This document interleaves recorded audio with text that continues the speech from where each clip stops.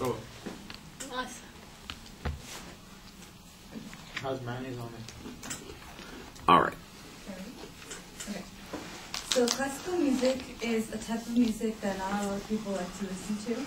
They usually tend to find boring, or they only listen to if they need help sleeping. But others do seem to enjoy it. I guess that's why everybody has their own beliefs, thoughts, or even different types of genres of music, besides classical. Some listen to it because they have a good rhythm, they have a good beat. Some listen to other types of music because they have good rhythms, good beats, and they have meaningful lyrics. Classical music has complex lyrics that does catch some listeners' opinions. So what I'm going to talk about is the belief that people have about classical music, and if it really makes you smart and the positive effects. So the belief that people have about classical music is that it makes you smart if you listen to it. Like it's usually Bach or Mozart, Bach or Beethoven, and pregnant women tend to listen to it when they have the baby still in the womb. I think around 3 to 5 months is when they tend to have, they'll have earphones to the stomach to have them listen to it.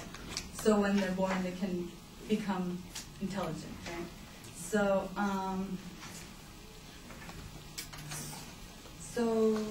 along with having the belief of unborn children in the womb become smarter, they also say that at a young age, if children start playing an instrument, they become smarter as they get older. One of the examples would be my cousin, Gabriel. He started playing piano, I believe, when he was 7. And he played all throughout now, which he's 12, 13, I think. And he is in honors classes. He's, for the lack of a better word, kind of an egghead. But I love him, but, I'm just saying, I guess you could say genius, right? Or intelligent, I don't know. But he tends to correct people, on grammar or things that aren't right. And yeah. So, and he still plays the piano, and a lot of that, I believe, has to do with music. Not necessarily making you smart, but helping you along the way. He does read, but that's a whole different other story. But, so, most research is shown that when children are trained to in music at a young age, they tend to improve in their math skills. However, music as a whole doesn't enhance the skills. It's certain aspects of the song that affect the mathematical ability in a big way. Studies, mostly done in young children, showed that their academics performance increased after a certain period of music education and training. And the journal called Nature in 1993 published an article by scientists at the University of California of Irvine. They did an experiment with students listened to Mozart's sonata or relaxation tape, or some where none of them listened to anything, for 10 minutes and had them take a spatial reasoning test. The students who listened to more Mozart scored the highest than the others and lasted for 10 to 15 minutes. The researchers concluded that Mozart had helped, and it thus created the myth of Mozart. In the University of Toronto at Mississauga study, music has been shown to increase IQ points in 6-year-olds who took weekly singing or piano lessons. If kids learn to sing or play an instrument, they just might become geniuses or eggheads. Nothing activates as many areas of the brains as music, says researcher Donald A. Hughes, Covington Distinguished Professor at Music Education and Director of the Music Research Institute at the University of North Carolina. They asked him if music makes you smart, and to him he said no in a superficial sense. In 1993, experimenters claimed that listening to Mozart would make your IQ increase by 8 points, which confused people by thinking they automatically become smart. Listening to music would sharpen a subject-spatial temporal relationship momentarily. If the person stopped listening to the Mozart's music or stopped playing an instrument after a certain period of time, then the subject would go back to how they were smart before or dumb as they were before. People would listen to music, and after months of listening to it, they would become smarter than before.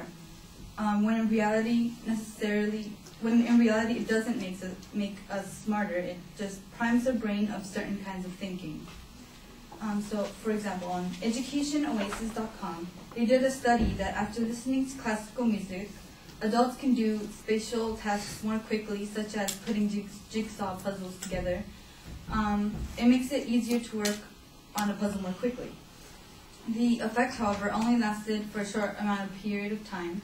Their improved spatial skills eventually faded away after an hour of listening to the music. Music has a powerful effect on our emotions. A positive effect, besides having music affect the way we think, is that classical music can improve our spatial reasoning for at least a short amount of time. And to play an instrument may actually have a longer effect on certain thinking skills. In several studies, children who took piano lessons for 6 months improved their ability to work puzzles, and some other spatial tasks by as much as 30%. Classical music is different from other songs. It has more complex structures. Listening to classical music may have different effects on the brain than other types of music. I'm not saying that other types of music are bad or, are worse than others, because me, myself, I like different types of genres. But the different types of music can have positive effects on our mood as well. So in conclusion, you don't necessarily have to turn your back on Mozart or classical music. People just have to learn to play or sing music to actually boost their brains or IQ points by a certain amount of percentage. People will always listen to whatever they want, whether it's because of meaningful lyrics, catchy tunes, or some belief you've heard about a song. The true meaning of music is said with this quote: "Music makes you smarter because it helps yourself as a human being in your relationship to the world." Thank you.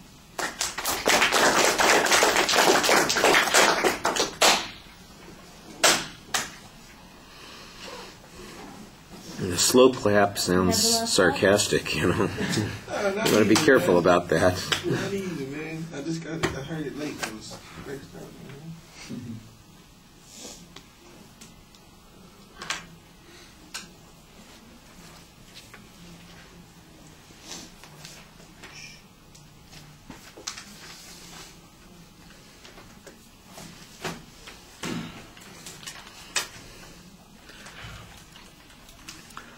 All right, well, I like the statement that you have at the beginning, and I thought you were trying to connect with the audience the way you were talking to us for the most part. Delivery issues, I think, were good when it comes to your gestures and your nonverbals for the most part. Your eye contact is on the brink of being really excellent. I thought it was solid. It could be a little bit stronger, but it was definitely in the right direction. The content issues, it sounds too much like it's a review of the research on the subject instead of an argument or advancing a claim on this particular issue. And one of the things that demonstrates that is the fact that you kind of poo-poo the whole idea of the Mozart effect and the idea that it's only a temporary change in the way people think spatially, and as a consequence it doesn't really have long-lasting impact on people's ability to learn or their intelligence.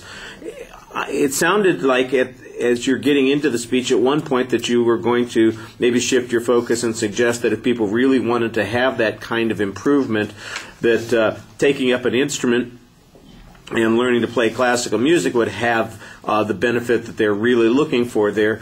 But you just go up to the brink of that, and that's not really what you end up saying.